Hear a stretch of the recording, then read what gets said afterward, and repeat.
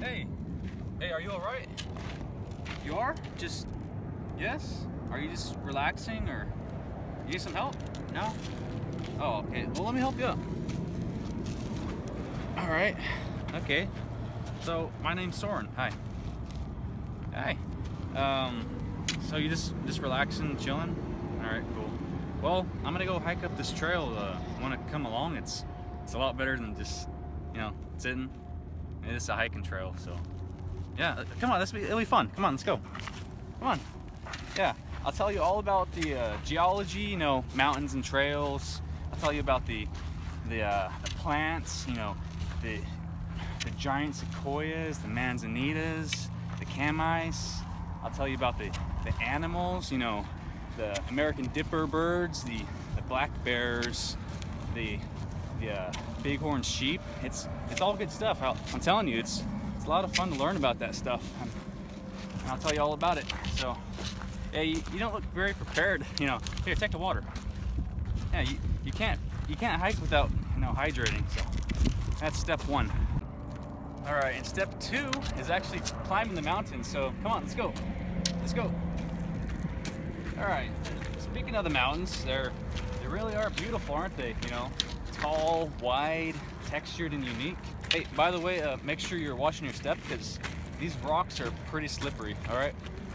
So these mountains, yeah, but they could be daunting too, like massive spikes shooting up out of the earth.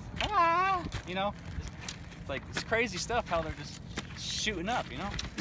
They really are a work of nature. And how do you think they're formed? You don't know? All right, we have the lithosphere, right? Litho meaning rock. And we also have lithospheric plates. And when two lithospheric plates collide, they push up the rock in between them and form the mountains, all right? And the sharp tips of the mountain, they're called peaks. And the gap between the peaks is called the col, and a chain of peaks is called the crest. The top of the mountain is called the summit, the side of the mountain is the slope, and the base of the mountain's the lowest point. And how about these trails? These trails run from the base of the mountain all the way to the summit. And man, if it weren't for these trails, we'd have a pretty hard time getting up from the base to the summit. And some people wouldn't be able to get up at all. So just think about that for a second. Think about how trails in human history have allowed us to explore, different worlds. Here, you know what? These trails are pretty slippery, so I'm gonna give you this. Here, take it. It's a walking stick. I made it myself. It should make your hiking a little bit easier, So, let's go. Hey, don't go beating the bushes with that stick, all right? Next up, we're talking about plants. And as you can tell, Yosemite is one lush place, all right? Absolutely lush, and that's because it has 37 inches of rainfall per year. It has about 268 days of sunlight and a comfortable annual temperature range of about, I'd say, 28 to 89 degrees. So these plants really have everything they need to thrive. Just everything. It's beautiful. Here, take the giant sequoia for example. Right here. Look, that's a giant sequoia. It's huge. These things grow up to like 300 feet, live for about 3,000 years. They have no competition for sun. They shoot up 300 feet, gather all that sun. Hey, I gotta tell you something. I found a manzanita. It's right here, look. It's right here.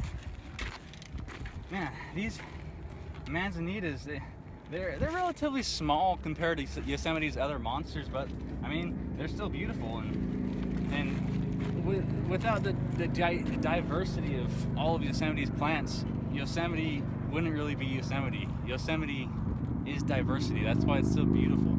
Everything comes together to form that core beauty, really. And these manzanitas don't need much hydration. They're pretty fond of the sunlight. Actually, they're found in the foothill woodland zone of Yosemite. So they're right at the bottom of the elevation level. So yeah, they like this area. I'd say they like it a lot. I'm looking for cam ice. Those things are pretty cool. They're little shrub plants. They bloom yellow blossoms when the weather's right, of course. Yeah, watch your step. Watch your step. So I'm looking. I don't see any.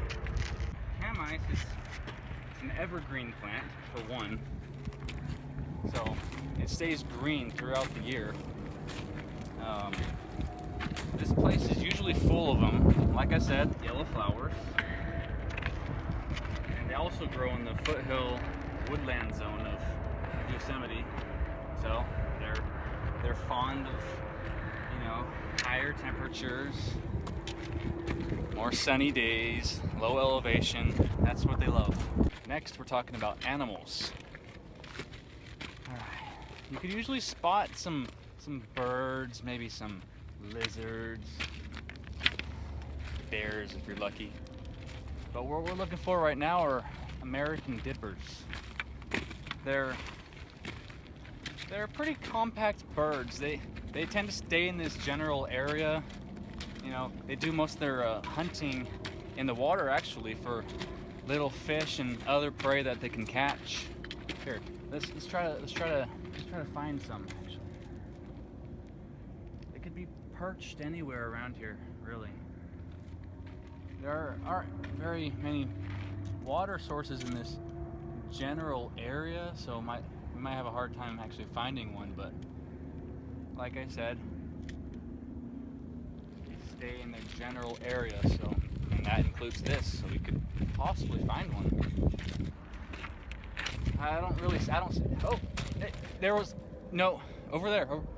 No, it just passed. It just literally just passed. Hey, let me tell you something. Have you ever heard stories of bears around here? Just horrifying, revolting stories of. I'm just kidding. No, but we do have to be careful of bears. Don't get near its cubs, because that'll be the end of everything, I tell you. Yeah, so you don't want those things chasing you. The males are about 250 pounds, I'd say. Females about. Hey, we can stop here for a little bit and talk about the bears. Females are about 150 pounds. They can run faster than Usain Bolt with their long, razor-sharp claws. Man, their thick hides. You can't hurt the bears. And that's against the rules, anyways. I mean, in Yosemite. Yeah, watch your step. We might be able to see bighorn sheep. You know, these bighorn sheep. What you gotta look for is their big curling horns. They have tan hides, usually with white spots on their behind area. So, you know, just catch that white spot and you're in business with those horns. I've actually seen them out here, you know, perched up on the peaks. They usually stay in groups of, you know, a few, good amount, maybe five or six bighorn sheep at once. I've seen them.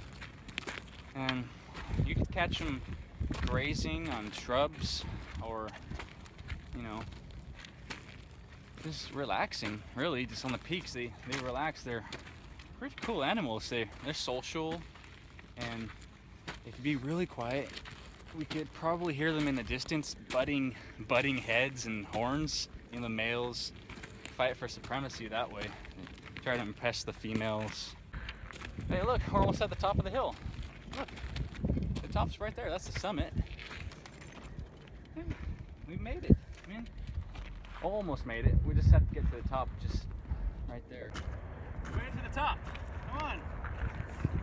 Enjoy this moment. You know, it's a fun thing getting up, but I don't think the feeling beats actually arriving at the top. But, you know, don't get too overwhelmed and forget what we learned today. We learned about the geology biology, you know, the mountains and trails. We learned about plants. We learned about giant sequoias. We learned about manzanitas, camice, and the animals. Don't forget the animals. You know, the American dippers, which I saw. I did see them.